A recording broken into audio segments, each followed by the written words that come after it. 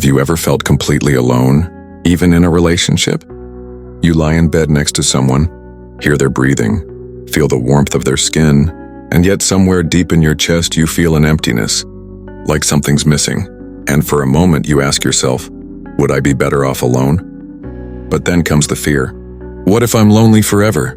What if I'm not enough on my own? What if this is as good as it gets? The modern world has a strange way of twisting solitude into something shameful. We're conditioned to believe that being single means being incomplete, that you're broken if you're not paired off like everyone else. But what if that's all a lie? What if being single is actually the most powerful position a person can be in? In this video, we're going to take a journey through ancient wisdom, through raw emotional struggle, and through the modern chaos of love and loneliness to discover why being single might just be the best thing that's ever happened to you. Stick with me until the end, because this could change your love life forever. But more than that, it might just change the way you live. The prison of validation.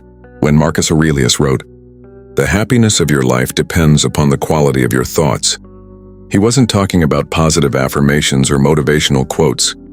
He was talking about the trap of needing external validation, especially in relationships. Let me tell you about Jonathan. Jonathan was 31, a quiet, thoughtful man who worked as a graphic designer in a busy city. He had been in a relationship for 5 years. From the outside, everything looked ideal.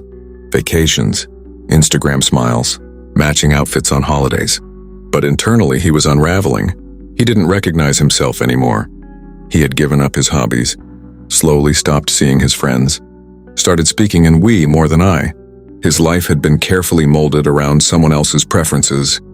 His favorite food, her favorite food, his daily routine, fit around hers. His self-worth depended on whether she was in a good mood. He wasn't in love. He was imprisoned. Marcus Aurelius warned against this in his Meditations, that to live according to someone else's standards is to become a slave. The Stoics believed that your peace must come from within, that anything built on the unstable foundation of others' opinions is doomed to collapse. And that's exactly what happened. One day she left him. No warning. Just the words, "I don't feel it anymore." And Jonathan collapsed too. But here's the strange thing. Within the wreckage of that breakup, something powerful began to grow. Through the liberation of solitude, there is a silence after heartbreak that either destroys you or transforms you. For weeks, Jonathan wandered. He didn't speak to anyone. He didn't go on social media. He just walked, through city streets, through forests, through memories. And in that solitude, he began to hear a different voice. Not hers, not society's, his own.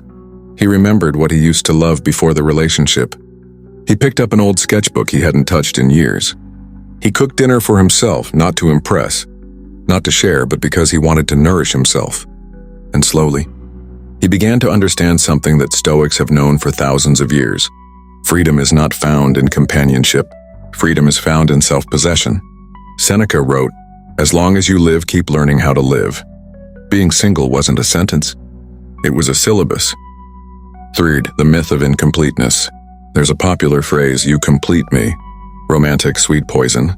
This idea that you are half a person, searching for your missing piece, is one of the most damaging lies we've ever been sold, because it implies you're not whole, that you're lacking something, that you need someone else to make you enough. But let's be brutally honest.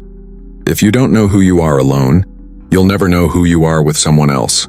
The Stoics didn't view relationships as salvation. They viewed them as opportunities for virtue. Epictetus said, "Freedom is the only worthy goal in life. It is won by disregarding things that lie beyond our control. And what lies more outside your control than another person's love?" Here's what being single gives you: clarity, control, choice. When you're not constantly navigating someone else's expectations, you can finally start asking the real questions. What do I want my days to look like? What kind of values do I live by? What kind of partner would I be proud to be? These aren't questions you answer in a crowd. You answer them in silence. And that's the great paradox. You only become truly ready for love when you no longer need it. IV. The power of selective standards. Let me introduce you to Amanda. She was 29, attractive, successful, and tired. Tired of dating apps. Tired of being ghosted. Tired of meeting men who said they loved stoicism, but acted like boys in men's clothing.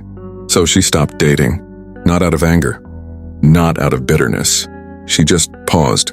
She spent weekends at the gym, journaling, learning about philosophy.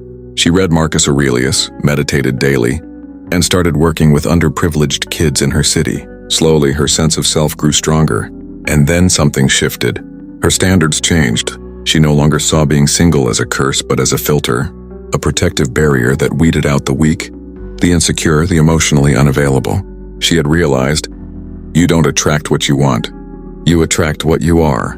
The better she became, the smaller her dating pool became, and she was okay with that. The Stoics believed in alignment between action and values. Amanda didn't want just anyone. She wanted someone who had also sat in the fire of solitude and emerged stronger, and so do you. V. The loneliness illusion. Let's be real. Being single can feel lonely, especially when your friends are getting married, having kids, posting curated lives on Instagram that make you feel behind.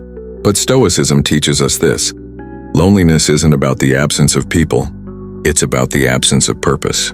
If you spend your single life waiting for someone to love you, to rescue you, to make your life interesting, then yes, you'll feel empty. But if you use your solitude to cultivate discipline, resilience, creativity, then you begin to glow. People can see it in your posture, in your silence, in the way you don't chase. Marcus Aurelius once said, "Nowhere can man find a quieter or more untroubled retreat than in his own soul." That quote isn't just beautiful, it's a challenge. Are you capable of sitting with yourself truly? No distractions, no flings, no constant scrolling, just you and your thoughts. If you can do that, then you're not alone. You're aligned. Phi, the art of not settling. There's a hidden pressure that gnaws at people in their late 20s and 30s. A subtle panic that whispers, settle down, before it's too late. But settle down becomes just that, settling. And Stoicism wants no part in that. Let me tell you about David. He was 36, tall, successful, had his own apartment, cooked his own meals, didn't chase women. But every holiday, every family reunion, the question came, still single? He'd smile politely, brush it off, but deep down he started wondering if maybe they were right. Maybe he was too picky. Maybe the bar he had set was too high. Maybe being with someone average was better than being alone. And then he remembered a line from Seneca. Associate with people who are likely to improve you. Welcome those whom you are capable of improving. He asked himself, would I rather be temporarily lonely or permanently uninspired? That changed everything, because being single gives you space to sharpen your standards, not out of ego, but out of alignment. A Stoic doesn't chase a warm body. A Stoic waits for a soul that reflects their values. David chose silence over chaos, solitude over mediocrity, and in that silence he built something remarkable, himself. 7. Relationships as a test of virtue, not validation. Let's shift the lens. Stoicism doesn't teach that relationships are bad. Quite the opposite. They're powerful arenas for practicing virtue, courage, temperance, justice, wisdom, but only if entered consciously, only if you walk in as a whole person, not a wounded one. There's a difference between needing someone and choosing someone, and being single is the training ground for making that distinction. You learn to delay gratification. You practice patience, discernment. You get comfortable with your own rhythms, your habits, your space, your solitude, so that when someone does come into your life, they're not there to fix you. They're there to walk beside you as equals. Epictetus once said, "It is the nature of the wise to resist pleasures, but the nature of the fool to be a slave to them." Being single is the resistance training for your mind and soul. It teaches you how not to grab at the first pleasure that walks by. It teaches you to recognize substance and reject illusion. Free time, the ultimate wealth. What do relationships cost? Not just emotionally, but practically? Time. Time is the one resource you can't earn back.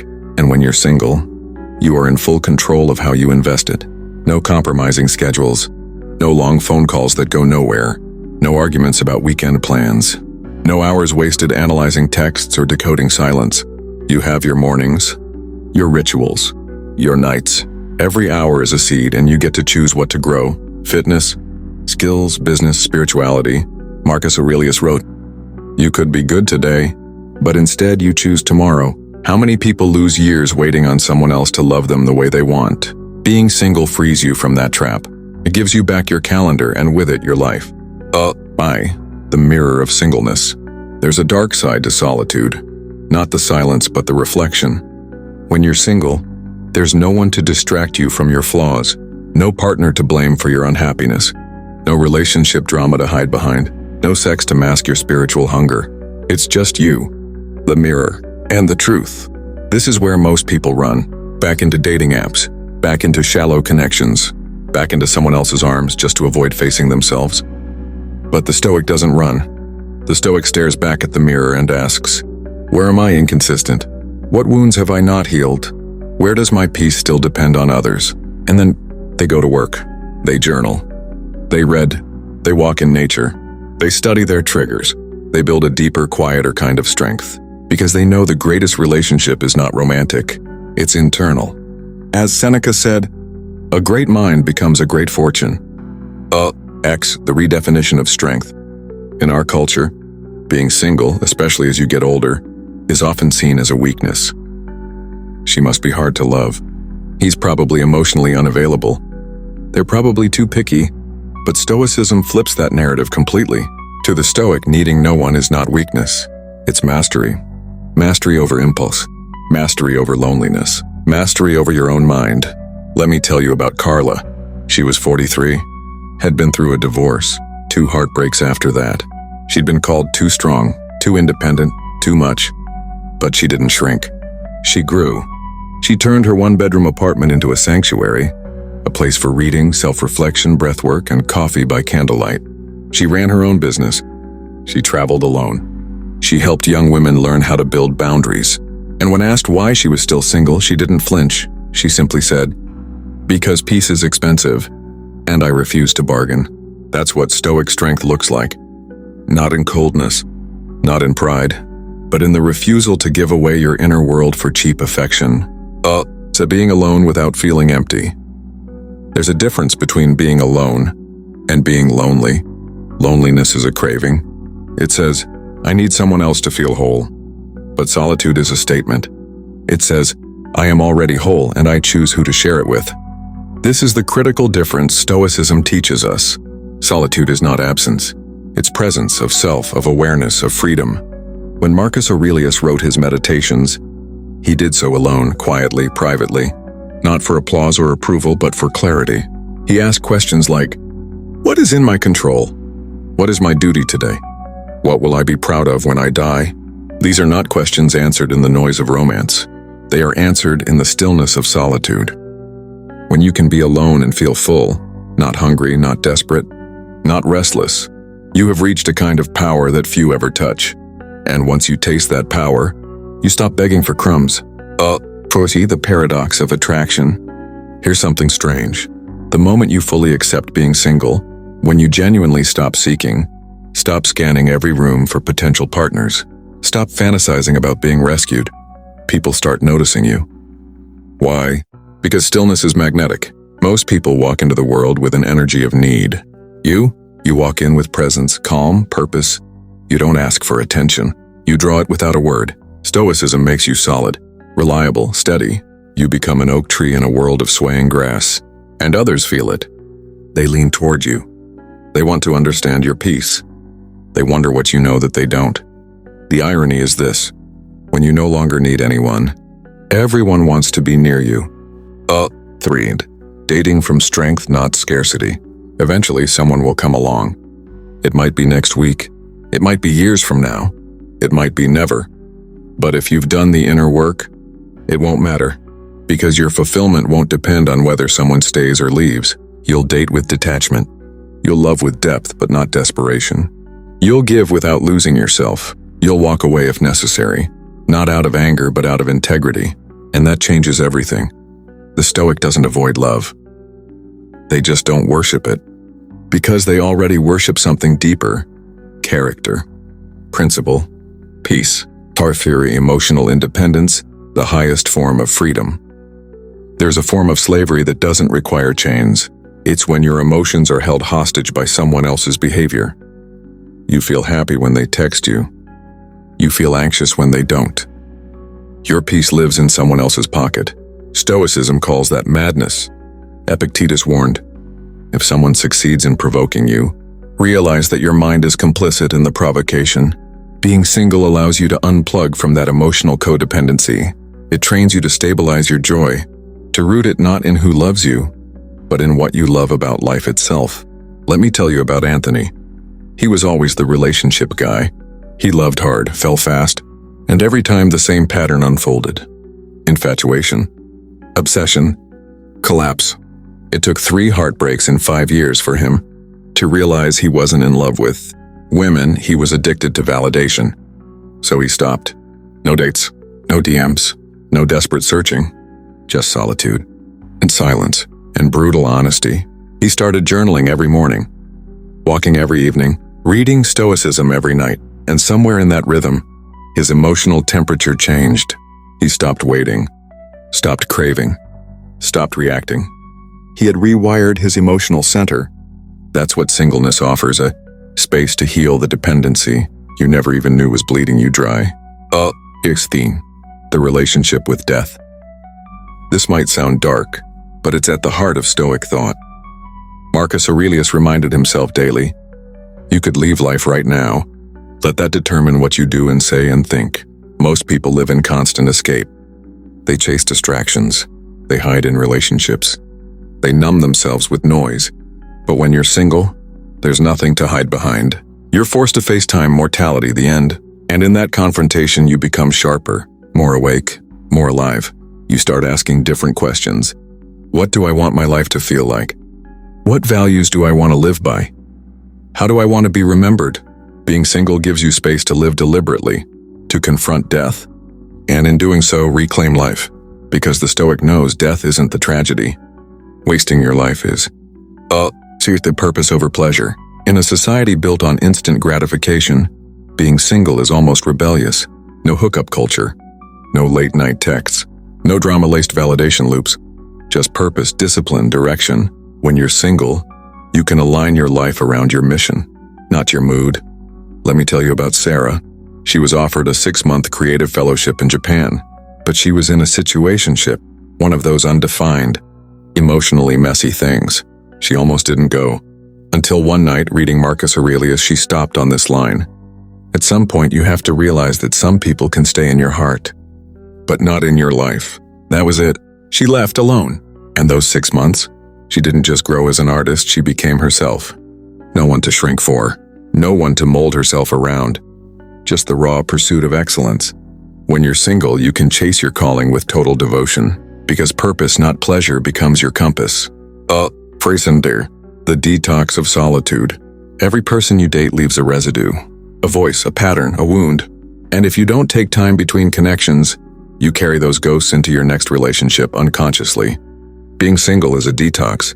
It's the space between one emotional addiction and the possibility of real clarity. It's where you rewire your nervous system, where you identify your triggers, where you stop mistaking chaos for passion and silence for rejection. Let me share the story of Malcolm. He had a pattern, falling for women who didn't respect him. He called it chemistry. His friends called it trauma bonding. Eventually he broke. No more dating, no more chasing. Just therapy, journaling, and meditation. It took a year, but in that year he reprogrammed everything. By the time the next woman showed up, soft, grounded, wise, he didn't self-sabotage. He didn't perform. He didn't panic. He received, because he was finally ready. Being single isn't a waiting room. It's a healing room, and the longer you spend there, the cleaner your love will be. Cosmo, building an inner citadel. Marcus Aurelius used a term to describe the strength he cultivated. The inner citadel. It's a fortress inside your soul, a place untouched by external chaos. When you're single, you have a rare opportunity to build that citadel without interruption. You can audit your values. You can upgrade your mindset. You can learn to protect your peace not with walls but with clarity. Because the truth is, you don't attract what you want.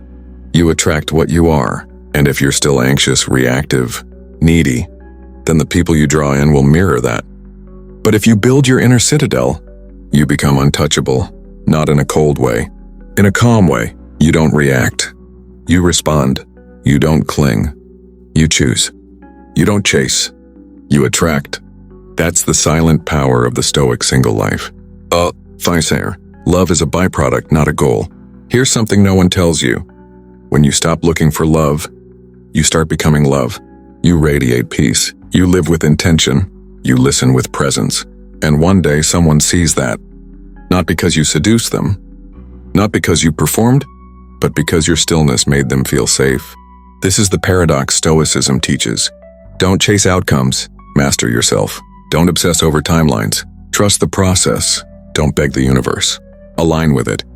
Let me tell you about Layla. She was in her mid-30s, had given up on dating apps, had no interest in small talk or situationships. She just lived fully, built a garden, mentored girls, studied ancient texts, practiced martial arts. One afternoon at a bookstore, a man asked her about the Marcus Aurelius book she held. They talked for 2 hours.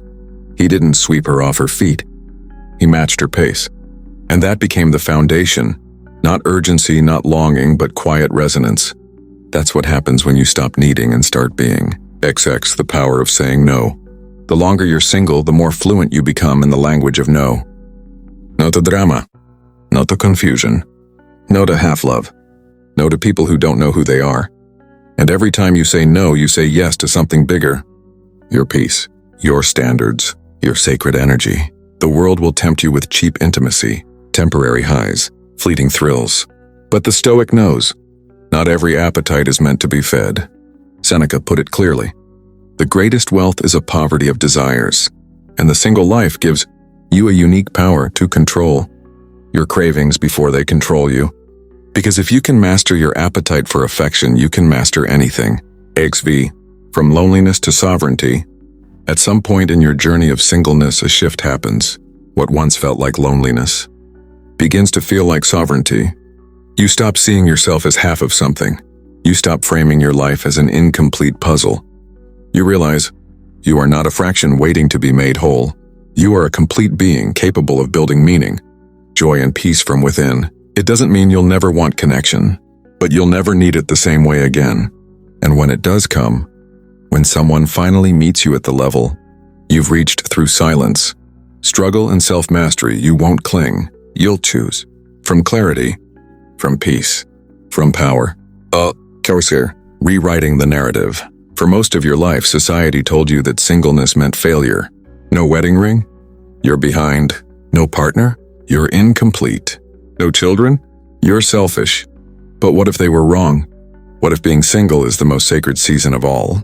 The time to build yourself, clean your soul, face your fears, sculpt your habits, discover your mission, reclaim your identity, strengthen your discipline, untangle your childhood wounds, learn how to love without losing yourself. What if singleness isn't the desert between loves, but the mountain where you finally meet yourself? Marcus Aurelius didn't write Meditations for romance. He wrote it to remind himself that greatness is forged in solitude. Seneca didn't fear being alone.